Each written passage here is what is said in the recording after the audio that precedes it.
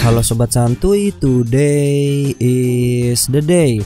Jumpa lagi bersama gua di channel Warung Santuy. Bagaimana kabar kalian semua? Semoga kalian baik-baik saja dan tetap santuy. Pada video kali ini gua akan membahas alur cerita film berjudul Hounds of Love yang dirilis pada tahun 2017. Singkat ceritanya, film ini menceritakan suami istri yang memiliki kelainan seks. Mereka menculik gadis usia 17 tahun yang dijadikannya sebagai pemuas birahi mereka. Lalu bagaimanakah cerita lengkap dari film ini? Yuk, tanpa basa-basi lagi, kita langsung masuk saja ke cerita filmnya.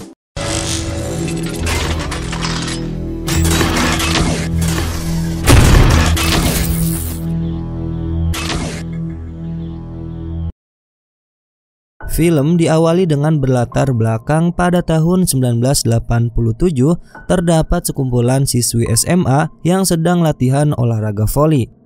Mereka terlihat begitu serius latihan dikarenakan sekolah mereka akan mengadakan sebuah pertandingan antara semua kelas.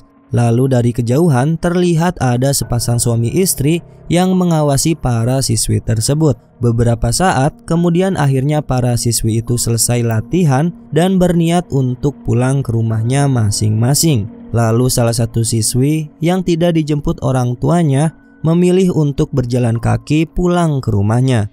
Namun saat di tengah perjalanan, gadis itu dihampiri oleh sebuah mobil dan dua orang di dalam mobil itu menawari sebuah tumpangan untuk mengantarkan gadis itu pulang. Mau tidak mau, karena di luar terik matahari sangat panas, akhirnya gadis itu menerima tawaran tersebut. Kemudian bukannya diantarkan pulang, namun naasnya gadis itu ternyata diculik sepasang kekasih itu. Kemudian gadis itu dirantai, lalu pada malam harinya gadis itu pun dimantap-mantapi secara paksa dan kemudian dibunuh. Singkat cerita, pada keesokan harinya setelah melakukan aksi bejatnya, sekarang kita diperlihatkan sepasang suami istri itu. Mereka bernama Evelyn istrinya dan John suaminya. Usut punya usut, mereka ini memiliki kelainan seks yang mana mereka selalu menculik gadis usia 17 tahun untuk dijadikan bahan pemuas birahinya. Gadis yang diculik olehnya disekap, dirantai, dan lebih parahnya lagi, mereka melakukan adegan mantap-mantap bertiga. Kemudian mereka membagi tugas. John bertugas membawa mayat gadis itu lalu menguburkannya di sebuah hutan. Sedangkan Evelyn membereskan jejak aksi brutal mereka agar perlakuan keji mereka tidak ketahuan oleh warga sekitar. Kemudian scene beralih ke seorang gadis bernama Vicky. Vicky mempunyai latar belakang keluarga yang tidak harmonis. Ayah dan ibu mereka belum lama ini sudah berpisah. Hal itulah yang membuat Vicky menjadi gadis labil yang sedang mencari jati dirinya. Karena perpisahan kedua orang tuanya lah yang membuat Vicky tinggal serumah bersama pacarnya yang bernama Jones. John sebagai pacarnya bukannya mengarahkan Vicky ke hal yang baik, namun dirinya malah menjerumuskan Vicky ke pergaulan bebas. Mereka selalu mabuk bersama, mengkonsumsi barang-barang terlarang, bahkan setiap malam mereka tidak pernah absen untuk melakukan adegan mantap-mantap. Suatu ketika Vicky yang sedang ada jam pelajaran bukannya mendengarkan gurunya, namun dirinya malah asyik menggambar. Kemudian sepulang sekolah, guru Vicky yang mengetahui latar belakang keluarga Vicky menasehatinya agar Vicky bangkit dari keterpurukannya ini.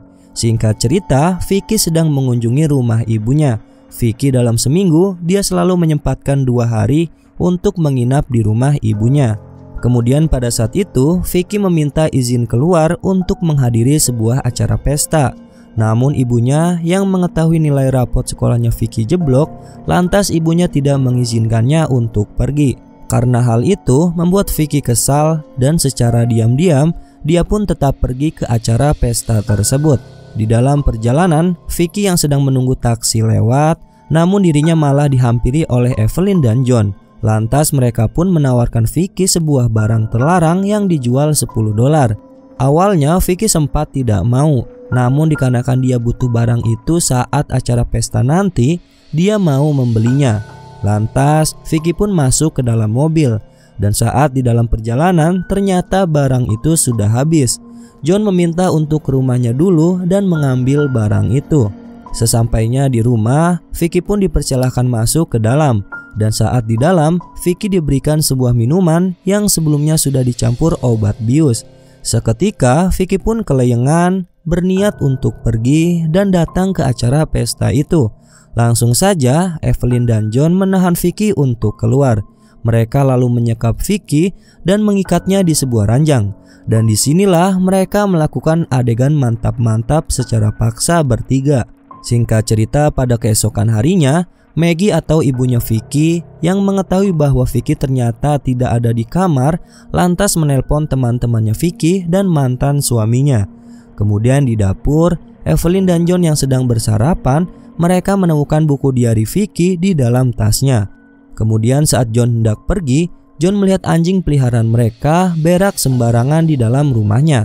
Lantas Evelyn membersihkan kotoran anjing itu. Setelah itu, Evelyn menghampiri Vicky dan menawarkan minum air putih. Di situ, Vicky meminta kepada Evelyn agar dirinya dilepaskan, dan dia juga menceritakan bahwa ayahnya merupakan dokter ahli bedah yang mampu membayar uang tebusan. Namun Evelyn menolak dan mengatakan bahwa tujuan utama dia bukan uang. Setelah itu, Evelyn menyuruh Vicky untuk mandi dan membersihkan dirinya. Saat Evelyn sedang mandi, dia melihat ke arah jendela dan berniat untuk melarikan diri nanti ketika ada kesempatan. Kemudian scene berpindah memperlihatkan John yang sedang berada di pinggir jalan, lalu dihampiri oleh pasangan homo yang menagih hutang. Usut punya usut, ternyata John selalu menghutang untuk membeli barang terlarang yang digunakan bersama dengan istrinya. Karena John tidak mempunyai uang saat ini, maka dirinya berjanji akan bayar hutang itu paling lambat esok hari. Di sisi lain, Vicky yang sehabis mandi kemudian diperintahkan Evelyn untuk mengirimkan surat ke ibunya yang berisikan bahwa dirinya sudah muak akan pertikaian orang tuanya itu dan berniat pindah ke daerah Adelaide. Kemudian saat Vicky ingin diikat kembali di ranjangnya, namun dia meminta untuk pergi ke kamar mandi dulu untuk pipis. Lalu saat Evelyn mengantarkan Vicky ke toilet, tiba-tiba John pulang. John meminta agar dirinya saja yang mengantarkan Vicky ke kamar mandi dan menyuruh Evelyn untuk beristirahat.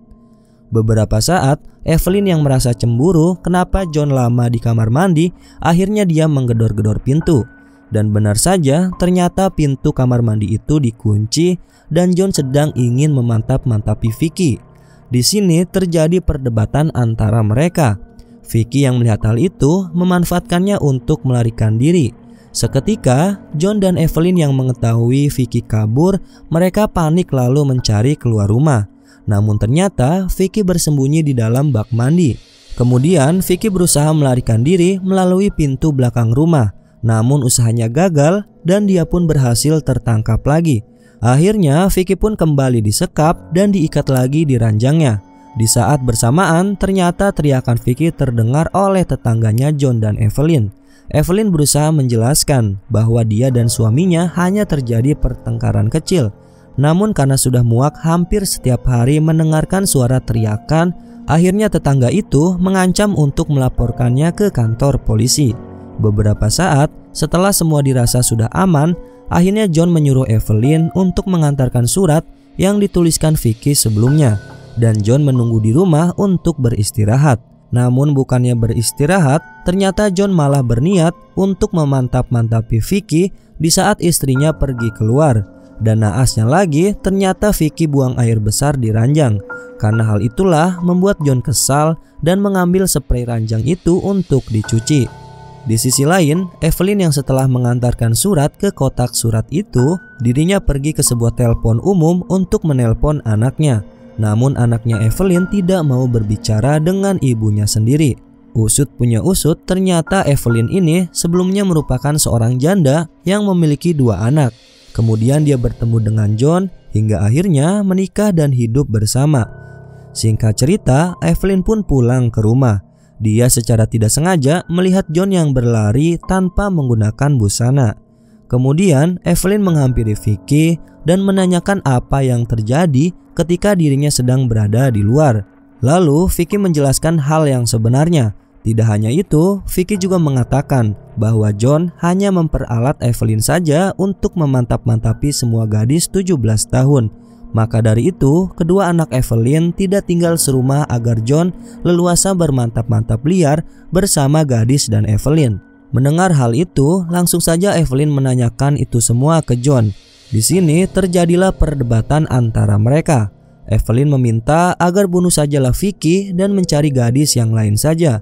Namun karena John memiliki akal bulus yang licik, akhirnya dia mengatakan bahwa hanya Evelyn lah satu-satunya wanita yang paling cantik sedunia sampai akhir hayat hidupnya. Karena perkataan itu membuat Evelyn percaya, dan disinilah akhirnya mereka melakukan mantap-mantap bertiga bersama Vicky. Di sisi lain, ibunya Vicky bersama mantan suaminya datang ke kantor polisi dan melaporkan putrinya yang hilang entah kemana. Namun polisi itu tidak ingin mengusut laporan yang diterima, dikarenakan di daerah ini sering terjadinya hilang para gadis, yang dimana alasan para gadis itu pergi meninggalkan rumah ternyata dikarenakan kedua orang tua mereka yang berpisah. Maka dari itu, polisi tersebut menyuruh orang tua Vicky agar menunggunya sampai putrinya itu pulang ke rumah. Kemudian scene berpindah. Mereka yang sehabis bermantap-mantap membersihkan ranjang dan menyuruh Vicky untuk mandi lalu membersihkan dirinya. Sedangkan John pergi ke hutan dan mempersiapkan kuburan untuk Vicky nanti. Di sisi lain, ibunya Vicky yang terus merindukan putrinya, dia mengingat pacarnya Vicky dan berencana untuk mencari keberadaan Vicky dari alamat pengirim yang tertulis di dalam surat itu. Langsung saja mereka pergi ke alamat tersebut tanpa bantuan pihak kepolisian. Kemudian Vicky yang selesai mandi dan kembali diikat, lalu Evelyn mengatakan kepada Vicky, siapkan dirimu, kita akan lanjut ronde kedua. Dan di saat bersamaan John pulang dari hutan, kemudian ia kembali melihat anjing peliharaannya buang kotoran sembarangan lagi. Karena kesal, langsung saja ia menyiksa anjing itu. Evelyn yang mengetahui hal tersebut mencoba untuk menenangkannya, namun naasnya anjing itu pun sudah tewas. Karena hal itu, akhirnya John meminta maaf kepada Evelyn dan menyesali perbuatannya. Singkat cerita, kemudian Evelyn menyuruh Vicky untuk menuliskan surat lagi dan menyuruh untuk meminum obat pil tidur agar Vicky tewas secara perlahan. Namun di saat bersamaan, ternyata orang tua Evelyn bersama Jones sudah sampai di lokasi. Dan ketika dibuka pintunya, ternyata Evelyn memberikan informasi alamat pengirim palsu, yaitu alamat tetangganya. Di situ, Evelyn terus menodongkan pisau agar Vicky tidak bersuara. Di luar, ibunya Vicky terus mencari-cari Vicky di rumah tetangganya John dan Evelyn. Di saat itu juga, Evelyn terus menyuruh Vicky untuk meminum obat pil tidur agar Vicky ini cepat tewas. Namun Vicky mengatakan, bunuhlah saja aku secepatnya menggunakan pisau. Dan dia mengatakan juga bahwa John itu sebenarnya tidak mencintaimu, dia hanya memperalatmu saja. John yang mendengar hal tersebut, dia langsung marah dan menyeret Vicky untuk berniat membunuhnya. Namun hal yang tak diduga pun terjadi di sini. Ketika John sedang membunuh Vicky, di saat bersamaan Evelyn menusuk pisau berkali-kali ke perutnya John hingga membuat John tewas seketika. Vicky yang memanfaatkan momen itu langsung saja dia melarikan diri melewati jendela kamar mandi. Namun naasnya Evelyn sudah menunggu di luar rumah. Tapi ternyata Evelyn di sini membiarkan Vicky untuk pergi dan mengejar mobil orang tuanya. Ibunya Vicky yang masih percaya bahwa anaknya itu ada di daerah ini, benar saja dia melihat anaknya itu dari spion dengan keadaan yang penuh luka. Dia pun menghampiri dan memeluk anaknya tersebut. Dan akhirnya film ini pun selesai. Oke sobat santuy, itulah alur cerita film pada video kali ini. Menurut kalian bagaimana dengan film ini? Jadi kesimpulannya pada film ini mempunyai pesan moral, yaitu kita harus berbakti dan menuruti perkataan orang tua.